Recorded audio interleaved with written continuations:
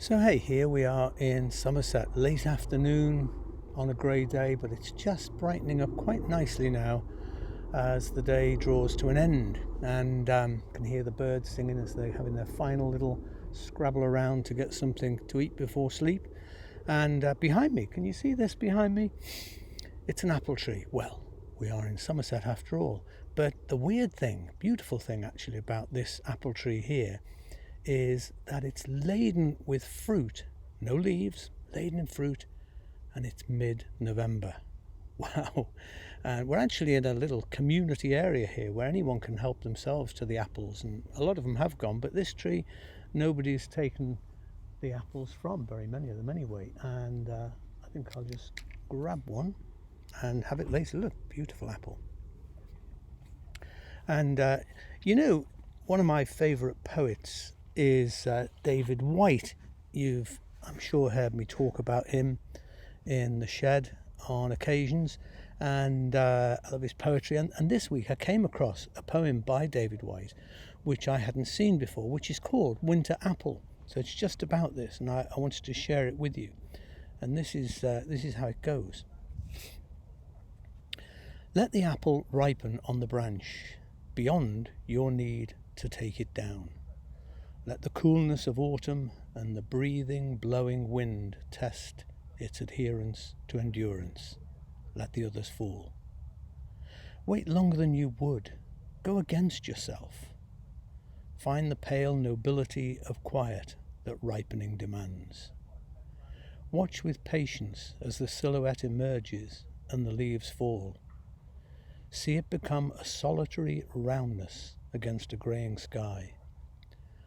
Let winter come and the first frost threaten, and then wake one morning to see the breath of winter has haloed its redness with light, so that a full 2 months after you should have taken the apple down, you hold it in your closed hand at last, and bite into the cool sweetness spread evenly through every single atom of a pale and yielding structure, so that you taste on that cold grey day not only the after reward of a patience remembered, not only the summer sunlight of a postponed perfection, but the sweet inward stillness of the wait itself.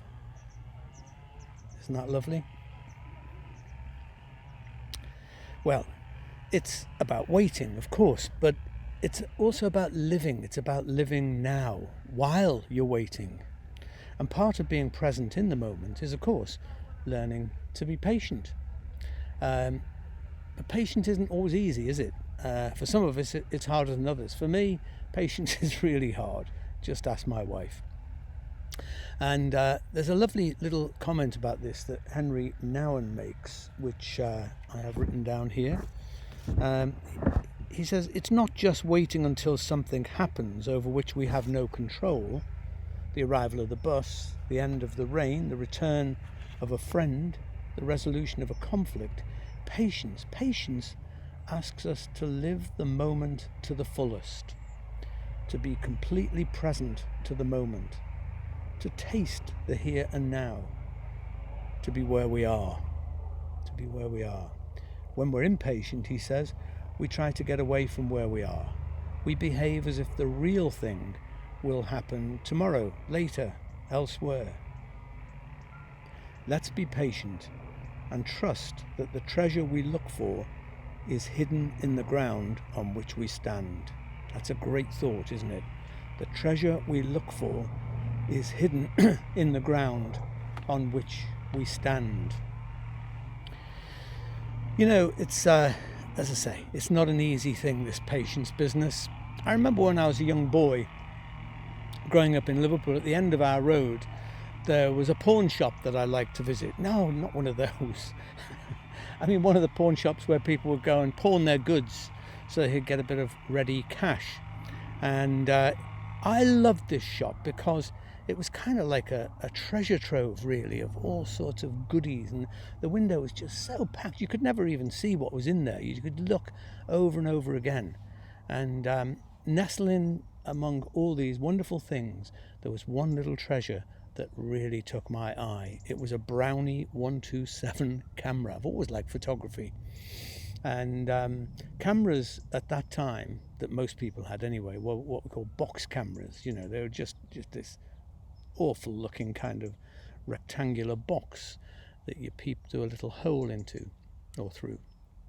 But the Brownie 127 was different. It was modern. It was the latest thing, man. You know what I mean? It was like the iPhone camera of its day.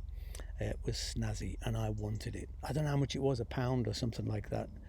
Now, my Auntie Daisy used to come and visit us every Thursday after work, and she'd always give me £0.50. I always looked forward to it. It was a big treat of the week, Auntie Daisy's £0.50. And not being a patient person, you know, through the week I would always want to spend the £0.50 when I'd already spent it. So I'd try to go to Bank Dad and get him to, you know, loan me some money over against the £0.50. But he got the hang of where this would go quite quickly, and he said, David, it's amazing how far your £0.50 can go. Anyway, I went and tried to get an advance from him to buy this camera, but he wasn't having it. I did get it eventually, but I had to be patient. And that's what he sort of told me about. He said, David, what you're going to have to learn in life is that you can't have everything now. And it was a hard lesson to learn. And have I learned it now after decades of living? Well, a little bit, not much.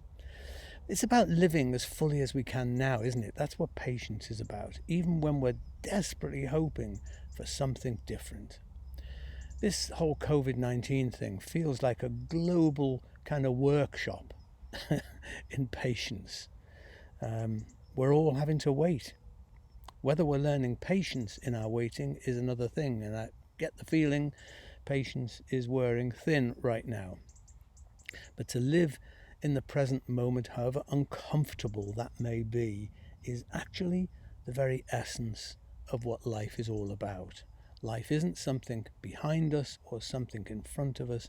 Life is this moment, and as I said recently, you know, it's a twinkling. Moments are just little twinklings, but they're so important.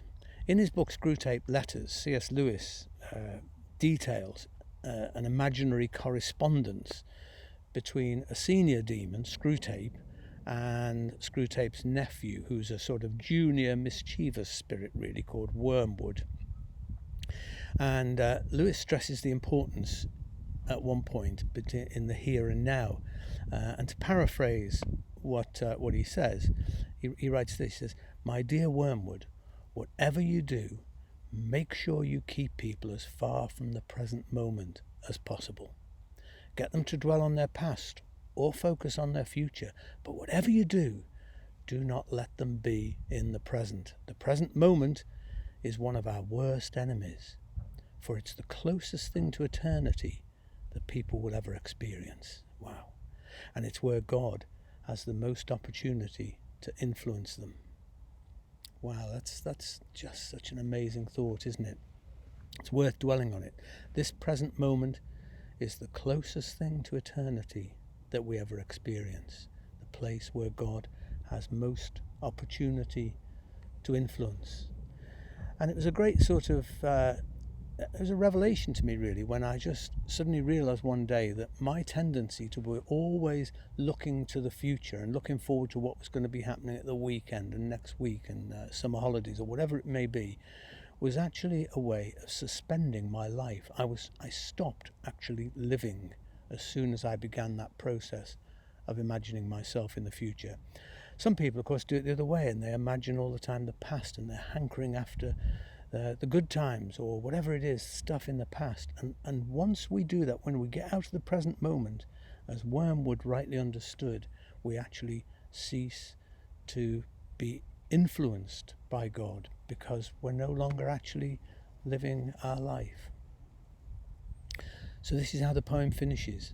So that you taste on that cold grey day the after reward of a patience remembered, not only the summer sunlight of a postponed perfection, but the sweet inward stillness of the wait itself. The sweet inward stillness of the wait itself. Go well, guys.